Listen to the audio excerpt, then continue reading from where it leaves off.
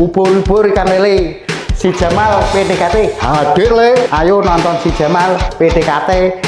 Memang oke. Ayo do nonton cah.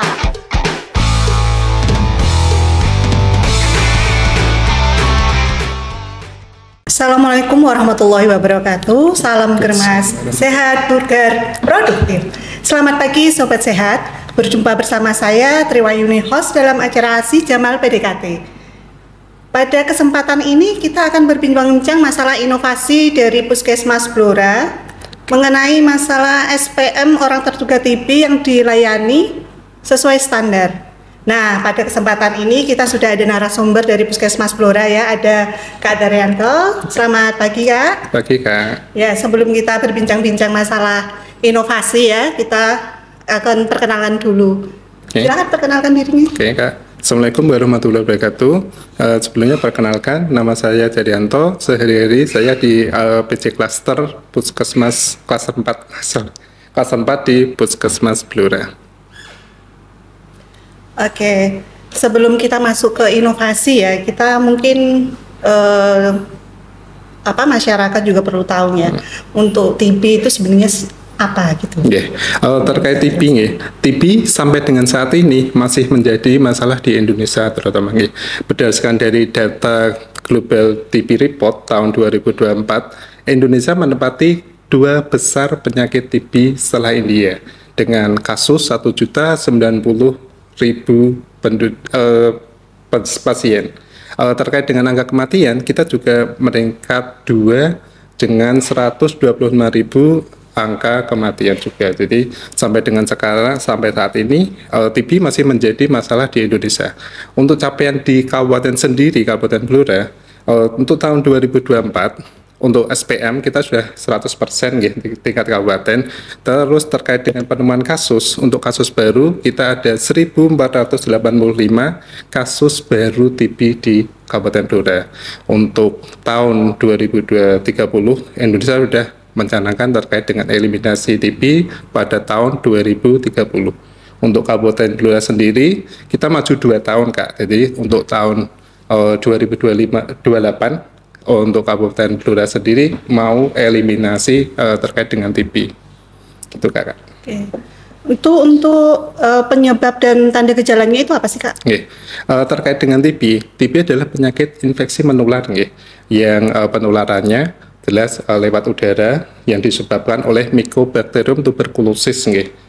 Manifestasi tanda gejala utamanya adalah batuk berdahak dengan gejala lain seperti demam berulang, terus ada juga penurunan berat badan, terus lemah, letih, lesu. Itu tanda dari pasien TB.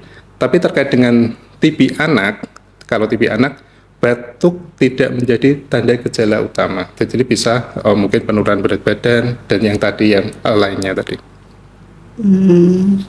Terus bagaimana cara mendiagnosanya itu? Dan setelah kita mendapatkan diagnosanya ya, itu pengobatannya kan masyarakat mungkin perlu tahu ya, bagaimana pengobatannya, dia itu harus belikah atau mungkin harus mencari di mana gitu. Terkait penegakan diagnosis pasien TB itu ada 3 cara Kak. Yang pertama, gold standar kita masih tetap pakai TCM Jadi kita ambil sampel dahak, kita kirim nanti ke rumah sakit rujukan TCM, kita lakukan pembacaan. Kalau hasilnya positif berarti dia nanti terkonfirmasi. Yang kedua ada dengan pemeriksaan radiologi. Jadi ada nanti di foto gambaran ronsen seperti itu Yang ketiga adalah dengan pemeriksaan mantok tes. Ini terutama untuk kasus anak terutama. Karena apa? Tadi saya sampaikan bahwa TB pada anak, batuk bukan menjadi tanda gejala utama. Jadi bisa dilakukan nanti biasanya pakai mantok tes. Terkait dengan pengobatan sampai kalau TB reguler itu ya TB yang biasa itu 6 bulan Tapi kalau TB yang berat, TB ekstra paru itu tergantung nanti advis dokter. Biasanya bisa lebih dari 6 bulan.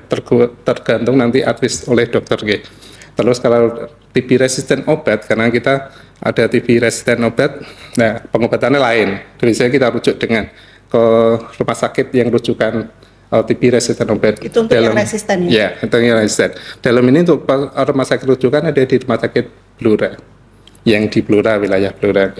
Jadi terkait dengan pengobatannya, insya Allah cuma gratis Semuanya berarti gratis ya, mau baik itu yang dewasa atau anak gitu ya. Selama pakai obat program ya. Kan ada obat paten juga yang mungkin di klinik swasta, rumah sakit swasta masih ada. Jadi kalau selama masih menggunakan obat program semua gratis ya, seperti itu. Nah itu kan kalau kita sudah melakukan pengobatan selama 6 bulan gitu ya, sudah dikatakan ibu ini ibu sudah selesai gitu. Tapi tiba-tiba ada yang bertanya, bisa nggak sih itu berulang lagi gitu? Maksudnya untuk pasien yang sudah terkena TB dan sudah dikatakan sembuh, dia terkena lagi itu bisa nggak? Masih ada kemungkinan seperti itu Kak. Jadi pasien TBC walaupun selesai pengobatan masih bisa kambuh seperti itu. Pasien kambuh dan bisa lagi pengobatan ulang dengan menjadi resisten. Itu bisa dilihat dari nanti kita flashback terkait dengan pengobatan sebelumnya. Kalau pengobatan insya Allah kalau udah rutin, dia minum obat dari fase awal, fase akhir selesai, dia pola hidup PHBS juga terjaga, insya Allah nanti pasien semoga aja nggak kambuh. Tapi ada beberapa kasus yang pasien bisa kambuh juga, bisa menjadi resisten juga seperti itu. Jadi kebanyakan untuk pasien yang berulang itu banyak yang resisten nggak? Enggak, kasus-kasus resisten kalau di wilayah Puskesmas Blora untuk tahun 2023 kita ada satu di tahun 2024 sendiri di wilayah Puskesmas Blora ini belum ditemukan resisten dengan TB resisten seperti itu. Oke. Dan sedangkan ini kan termasuk TB ini kan masuk di SPM ya. Kalau boleh tahu ini ada berapa sih target SPM untuk terduga TB-nya ini? Terkait dengan target Kak, sampai target 100% harus tercapai SPM orang terduga TBC yang dilakukan pemeriksaan sesuai standar itu 100%. Tapi untuk data tahun 2023 kemarin Kak ya, untuk Puskesmas Blora jujur capaiannya paling rendah di antara 26 puskesmas. Untuk Puskesmas Blora itu peringkatnya 26 atau akhir dengan akhir ya? Ya, dengan capaian dari target 734. Kita baru mencapai pertemuan terduga yang dilayani sesuai standar kita baru 403, artinya cuma 54%. Itu di peringkat 26 dari 26 puskesmas. Jauh kita sekali ya berarti ya, masih dari beberapa tahun masih tidak tercapai. Belum tercapai untuk tahun. Itu kendalanya apa? Kok SPM-nya kenapa nggak sampai terpenuhi segitu banyak? Maksudnya dari tahun ke tahun kan itu jaraknya, maksudnya dari tahun 2002, 2003 itu sampai 2004 itu bisa tercapainya sangat lambat sekali itu. Beberapa permasalahan di puskesmas ya, di Puskesmas Blora ya terkait dengan capaian SPM betul, karena capaian kita kan belum sampai, kita baru 54%, belum 100%. Kita terkendala dengan pengiriman terduga yang ke Paskes. Karena apa? Kita masih rata-rata masih pasif cash vending-nya, jadi kita belum ACF active cash vending belum kita lakukan. Berarti terkendala di pengirimannya. Siap, ya, jadi rata-rata seperti itu. Jadi kita masih terduganya masih sedikit. Kita juga dari teman-teman dari jejaring baik klinik maupun dokter praktek mandiri itu belum optimal Kak. Jadi kita memang dengan teman-teman jejaring dengan PC jejaring kita selalu memonitor. Ya ada. Kita juga lakukan monef terkait dengan jejaring kita yang ada di layanan wilayah Puskesmas Blora, kita lakukan rutin terkait dengan monefnya. Kenapa capaian rendah gitu, kenapa belum ada kontribusi terkait dengan penemuan terduga. Makanya kita selalu merangkul teman-teman jejaring juga untuk bisa ada kontribusi terkait dengan pengiriman terduga TBC Kak di Puskesmas Blora. Untuk yang tahun 2003 kita terkendala seperti itu, jadi kita penemuannya terduga masih rendah Kak, seperti itu. Iya, ini karena terkait dengan SPM yang sangat rendah itu ya, karena sudah beberapa tahun itu dia tidak tercapai kan, melakukan suatu inovasi ya. Mungkin apa inovasi yang diambil? Terkait dengan inovasi, berdasarkan data kemarin yang capaian SPM kita masih jauh dari target 100%, kita baru mencapai 54%. Kita ada dua inovasi Kak ya terkait dengan untuk meningkatkan capaian SPM kita. Yang pertama adalah kita melakukan inovasi terkait dengan Kepoin TB. Apa sih Kepoin TB? Nah, Kepoin TB adalah kenali periksa TBC seperti itu. Dan yang itu menyasar ke pasien terduga pada umumnya. Yang kedua lah terkait dengan kita menyasar juga kepada balita yang berisiko, yang balita yang terduga. Kita melakukan inovasi juga Nita TB, screening balita yang terduga TBC seperti itu Kak. Itu ya berarti ada 2 inovasi ya untuk Iya. mencapai SPM itu ya. Betul, ya. Kemudian untuk ada maksudnya di situ ada tujuan khusus selain terduga TB atau apa mungkin tujuan lebih. Ya, terkait dengan tujuan 2 inovasi tadi Kak ya, kita yang jelas kita untuk meningkatkan capaian terduga TB kita ya, karena tadi pada tahun 2023 kita masih rendah ya, jadi kita paling enggak mengejar kekurangan kita, mengejar capaian kita biar 100%, biar maksudnya kita peringkat bukan di bawah lagi, masuk di bawah lagi, kita kan puskesmas besar juga. Kita melakukan inovasi 2 tadi. Kalau terkait dengan inovasi tadi, kita punya saja lain Kak. Jadi ada kalau kepoin TB, kita nanti ke spesifik ke pasien terduga pada umumnya dengan melakukan penyuluhan, terus diharapkan setelah ada penyuluhan, ada kesadaran dari masyarakat, ada kesadaran dari terduga untuk mau memeriksakan, oh saya berisiko, saya menjadi terduga TB untuk bisa datang ke fasilitas kesehatan untuk dilakukan pemeriksaan. Yang terkait dengan Ningnita TB sendiri itu berarti spesifik nanti kita ke balita yang terduga TBC. Jadi tadi kita sampaikan kalau terutama anak-anak itu kan batuk bukan menjadi tanda gejala utama. Jadi biasanya kalau ditemukan itu dengan biasanya dilihat dari KMS di waktu melakukan penimbangan mungkin 2-3 bulan kok anak saya turun gitu, nggak ada kenaikan berat badan, malah turun, terus lemah, letih, lesu, terus sering demam berulang. Nah itu kan salah satu nanti jadi tanda gejala dari TB pada anak, seperti itu Kak. Oke, kalau masalah metodenya gimana itu pelaksanaannya? Yeah. Mungkin kan pemirsa juga tanya, gimana sih pelaksanaannya? Kok bisa disebut dengan Ningnita TB itu seperti apa gitu? Ya. Terkait dengan yang 2 inovasi itu, kalau kepoin TB, metode yang kita lakukan adalah kita melakukan penyuluhan kepada masyarakat, ke sekolah-sekolah, ke warga binaan. Dalam ini kita melakukan ke rutan juga. Kita rutin kalau di rutan kita setiap 3 bulan sekali kita melakukan screening pada warga binaan yang baru masuk, tahanan masuk, itu kita kumpulkan nanti kita lakukan screening. Terkait di sekolah, kita kalau ada indeks kasus waktu itu, kalau masih siswa atau mungkin pengajar atau staf di sekolahan, kalau ada indeks kasus kita lakukan screening di sekolahan tersebut, karena kita tahu bahwa kontak serumah, bisa dikatakan kontak serumah karena kontak dalam satu ruangan 6-8 jam dalam 4 hari dalam 1 minggu. Itu sebelum pasien 3 bulan pengobatan. Jadi itu termasuk kontak serumah. Terkait dengan itu, kita lakukan sosialisasi dulu, kita ke sekolahan, terus kita lakukan bersama teman-teman dari dinas, terus teman-teman dari MSC, kita melakukan penyuluhan, terus kita ambil screening juga terkait dengan ikut kriteria suspek atau enggak. Kalau ikut kriteria suspek kita ambil sputum bedahnya. Kalau waktu itu kita bisa bedah, langsung nanti kita kirim ke rumah sakit rujukan TCM untuk dilakukan pembacaan. Itu terkait dengan yang kepoin TB tadi. TB, ya. Terkait dengan yang Ningnita TB, kita bekerja sama dengan bidan desa, bekerja sama dengan teman-teman ada di Posyandu. Kita ada pemetaan dulu sebelumnya. Jadi nanti teman-teman bidan desa kan lebih paham terkait dengan nanti warga di wilayahnya. Mungkin dari waktu penimbangan, oh ternyata balita ini kok 2-3 bulan tidak ada kenaikan berat badan, terus sering demam berulang, ada terus lemah letih dibandingkan anak di sebayanya, kok ini tumbuh kembangnya agak berbeda gitu, mungkin lebih agak lambat. Nah itu masuk kriteria dari terduga TB pada anak. Kita kumpulkan tadi yang terduga ya, bersama orang tuanya, terus kita melakukan penyuluhan di kelas balita ataupun di Posyandu. Kita lakukan penyuluhan apa sih TB pada anak, seperti apa, kita jelaskan sampai nanti orang tua paham, oh ternyata anak saya berisiko terkait dengan TB kayak gitu. Terus kita setelah penyuluhan kita kasih inform consent, bersedia nggak ini dilakukan screening dengan pemeriksaan mantok tes. Kalau sudah dari inform consent bersedia, kita lakukan screening Kak, kita lakukan tes mantok. Nanti setelah 2 hari atau 3 hari pembacaan kita baca. Terus dari berdasarkan hasil itu nanti kita konsulkan ke dokter. Ini terduga masuk kriteria menjadi TB anak atau tidak, seperti itu Kak.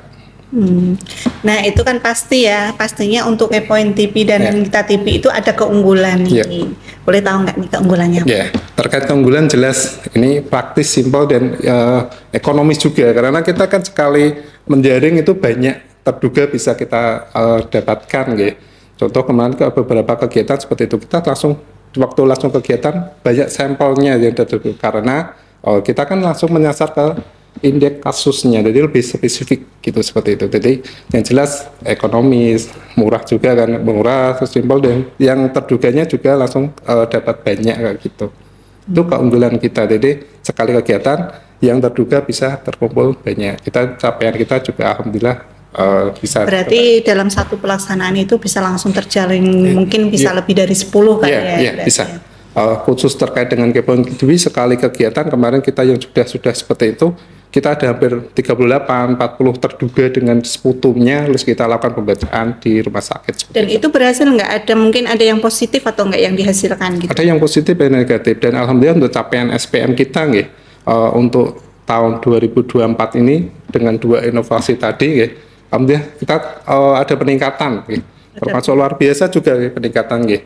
Untuk tahun 2024 sendiri nggih dari target 699 kita sudah mencapai mendapatkan terduga TB, SPM TB berarti sudah 796, artinya 113%, lebih dari 100% target SPM gitu.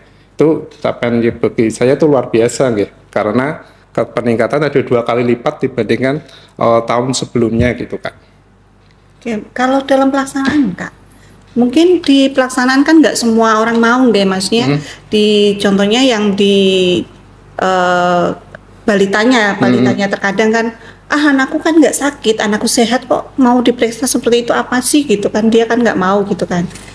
Kendalanya banyak nggak yang terjadi untuk pelaksanaan inovasi itu? Ada Kepoin TV dan Nita itu kendalanya?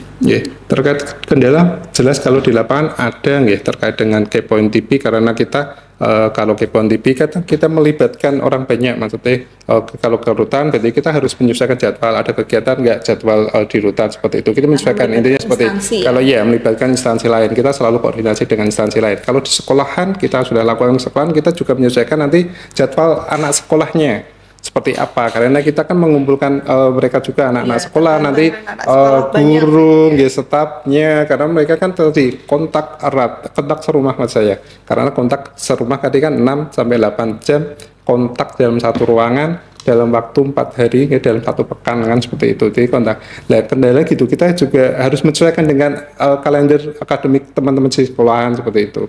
Ya jelas seperti itu kendalanya kalau di Kepoin TV. Kalau di Nita TV jelas waktu kita sudah banyak memberikan penyuluhan, tapi mungkin pemahaman dari orang tua belum ngeh tentang apa TV anaknya walaupun dia beresiko. Jadi kita tetap bertahap Kak untuk menjelaskan. Mungkin kalau untuk periode berikutnya mungkin ternyata kok tumbuh kembang anak saya masih seperti ini ya. Mungkin dia kan sudah ada wawasan, mungkin baru untuk mau ke berikutnya untuk dilakukan pemeriksaan, karena kita tahu masih TV pada anak juga capaian kita masih rendah jadi tetap kita berinovasi, tetap intinya pantang menyerah untuk melakukan kegiatan itu agar capaian ya kita meningkat terus gitu Kak. Oke. Untuk inovasinya itu sendiri kan sudah terlaksana ya di SMP, SMA, itu berarti sudah rutin terlaksana yang untuk yang di desanya gimana? Terkait dengan inovasinya ini? Inovasi kita bekerjasama dengan Posyandu, sekarang kan ada ILP Kak.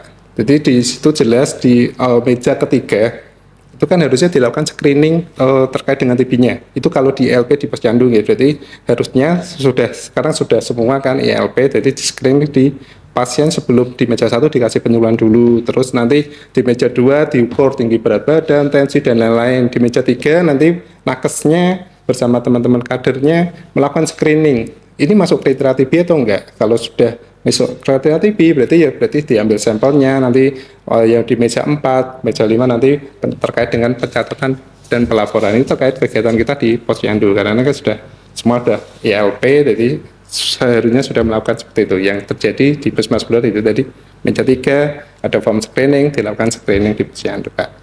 Dan ini berarti untuk inovasinya tergolong berhasil ya? Insya Allah bisa lihat dari data capaian Jadi dikatakan berhasil karena capaiannya. Tadi berapa mungkin bisa menjelaskan tadi, jadi sudah memang benar-benar berhasil ya, sudah peningkatannya banyak, mungkin ada dua kali lipat atau berapa kali lipat gitu dari yang didapat. Gitu. Terkait dengan capaian kita kan sudah sampaikan untuk tahun 2023 dari target 734 kita capaian baru 403, artinya baru 54%. Telah kita melakukan 2 inovasi itu kita tahun 2024 ada 609 target kita sudah tercapai terkait dengan orang terduga dilakukan pemeriksaan sesuai standar itu kita ada 796, artinya ada peningkatan hampir 2 kali lipat kita sekarang di posisi 113%. Itu luar biasa bagi saya untuk peningkatan 2 kali. Terus terkait dengan peningkatan kasusnya Kak, tahun 2023 kasus kita yang kita temukan di Wisma 38, dengan kasus TB anak ada 5 Untuk tahun 2024 sendiri capaian kita 45%. Maksudnya 45 penemuan kasus. Terus TB anak kita ada 11, artinya ada peningkatan pencapaian penemuan TB pada anak. Jadi ada hampir 2 kali lipat dari penemuan. Banyak sekali ya untuk yang si anaknya bisa mencapai 11 anak ya untuk melakukan pengobatan untuk di tahun 2024 ya. Betul. Jadi ada peningkatan capaian yang jelas dengan 2 inovasi tadi Kak. Sepertinya sudah komplit ya kita membicarakan masalah inovasi dari Puskesmas Blora. Di situ ada Nengnita TB dan ada Kepoin TB ya di situ untuk menjaring terduga TB ya. Sebelumnya saya akan membacakan simpulannya, berarti dengan adanya inovasi ya, dengan adanya inovasi tersebut bisa meningkatkan standar pelayanan minimal SPM bidang kesehatan pelayanan khususnya di terduga TB. Kemudian penemuan kasus baru di TB juga meningkat, penurunan angka putus berobat juga akan meningkat juga ya di situ. Kemudian keberhasilan pengobatan TB yang sangat signifikan di sini. Oke, di sini sebelum kita tutup nih acaranya, mungkin kakak bisa menyampaikan closing statement gitu untuk masalah TB-nya atau inovasinya gitu. Terima kasih kakak. Terkait dengan monggo saya mengimbau kepada warga terutama di wilayah kerja Puskesmas Blora kalau seandainya ada tanda gejala TB seperti tadi sudah saya sampaikan terkait dengan mungkin TB batuk berulang batuk kok berdahak berulang lebih dari 2 minggu, terus ada penurunan berat badan, terus lemah letih lesu kayak gitu, monggo nanti bisa melakukan pemeriksaan Kak, bisa ke fasilitas kesehatan terdekat mungkin ke klinik boleh nggak apa-apa yang ada di jaring kita di Puskesmas langsung. Dan untuk pemeriksaan terduga dilakukan screening itu semuanya pemeriksaan semua gratis Kak kalau di tempat kita Kak. Jadi monggo nanti kalau merasa berisiko bisa datang ke Puskesmas maupun di klinik terdekat. Ya itulah beberapa informasi ya masalah TB dan kemudian inovasi yang ada di Puskesmas Blora. Nah, para pemirsa silakan mungkin ya yang ada mungkin punya tetangga, punya saudara, terus tahu keponakan atau apa gitu ya, punya di sekelilingnya, di lingkungan masyarakatnya. Kalau ada yang mungkin batuk atau mungkin pada anaknya itu suka berat badannya nggak naik, mungkin bisa mengikuti pemeriksaan TB itu ya. Kalau yang untuk anak-anak sekarang kan lebih mudah lagi karena lebih terjangkau, nggak harus ke puskesmas, bisa ikut langsung ke posyandu atau ke kelas balita ya Kak ya di situ. Jadi silakan kalian bisa datang ke sana untuk melakukan pemeriksaan tersebut jika merasa memang ada tanda gejala yang tadi sudah disebutkan. Oke, sebelum kita tutup saya sampaikan terima kasih untuk narasumber kita Mas Kak ya. Oke, sekian dulu di acara saya Triwayuni sebagai host di Si Jamal PDKT. Izin undur diri. Terima kasih. Wassalamualaikum warahmatullahi wabarakatuh. Waalaikumsalam warahmatullahi wabarakatuh.